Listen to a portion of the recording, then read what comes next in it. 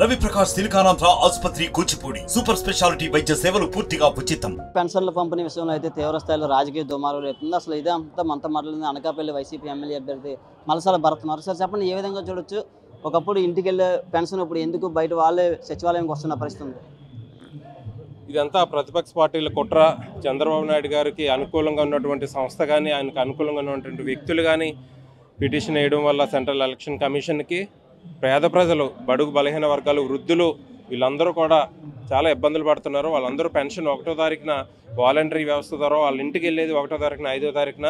కానీ ఇప్పుడు దానికి విరుద్ధంగా చంద్రబాబు నాయుడు గారు ప్రతిపక్ష పార్టీలు చేసిన ఆరోపణల వల్ల, కంప్లైంట్ల వల్ల ఈ వృద్ధులు కానీ ఎవరైతే పెన్షన్ అందుకుంటున్నారో వాళ్ళందరూ ఎండల్లో 5వ తారీఖు 6వ తారీఖు వచ్చినా సరే ఇప్పుడు సచివాలయాలకు వెళ్ళి తీసుకోవాల్సిన పరిస్థితి ఏర్పడింది. దీనికి ప్రజలందరూ గమనిస్తున్నారు. తప్పకుండా రానున్న ఎన్నికల్లో ప్రజలందరూ చంద్రబాబు నాయుడు గారికి కానీ ప్రతిపక్ష పార్టీలకు కానీ బుద్ధి చెప్పడానికి ఫ్యాన్ గుర్తుకు ఓటేసి వైఎస్ఆర్ కాంగ్రెస్ పార్టీ ఎమ్మెల్యేలు కానీ ఎంపీలు కానీ గెలిపించడానికి సిద్ధంగా ఉన్నారు.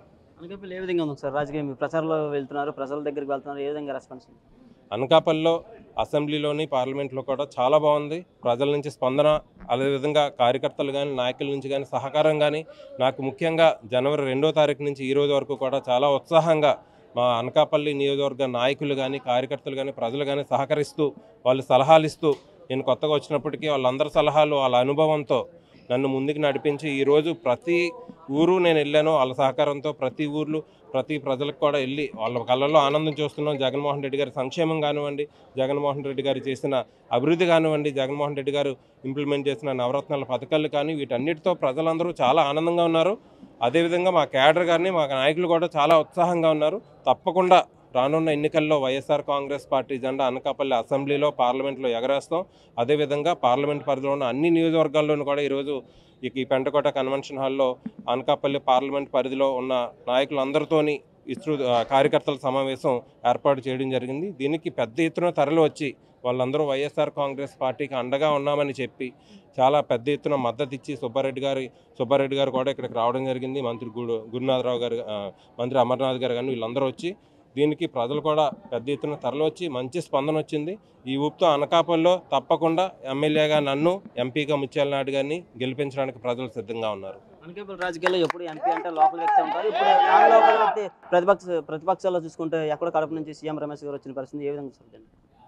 అదే వాళ్ళకి ఇక్కడ అభ్యర్థులు లేక ఎక్కడి నుంచో తెచ్చుకున్నారా, లేదంటే వాళ్ళకి అంటే డబ్బు మూటలు ఇచ్చే వాళ్ళని తెచ్చుకున్నారని ప్రజలు గమనిస్తున్నారు. అదే 2 రోజుల ముందు కూడా మీరు చూసారు, చోడవరంలో జరిగిన ఒక సంఘటన అంటే ప్రజల్ని భయాందోళనకు గురి చేసే విధంగా ప్రజల్ని అంటే ఎక్కడో కడపలో ఉన్న రాజకీయం ఇక్కడ చేద్దామని, రౌడీయం చేద్దామని అనకాపల్లిలో ప్రశాంతంగా ఉన్న అనకాపల్లి అంటే చాలా ఫేమస్. ప్రశాంతంగా ఇక్కడ ప్రజలు కానీ నాయకులు కానీ చాలా ప్రశాంతమైన వాతావరణంలో రాజకీయం కానీ వ్యాపారాలు కానీ అన్నీ జరుగుతూ ఉంటాయి. దీనికి విడ్డూరంగా ఇప్పుడు ఎక్కడి నుంచో వచ్చి ఈ విధమైన భయాందోళనకు గురి చేయడానికి చూస్తున్నారు. కాబట్టి ప్రజలు తప్పకుండా నేను ముందు చెప్పినట్టు ఫ్యాన్ గుర్తుకు ఓటేసి ఎక్కడోళ్ళు అక్కడికే పంపిస్తారు.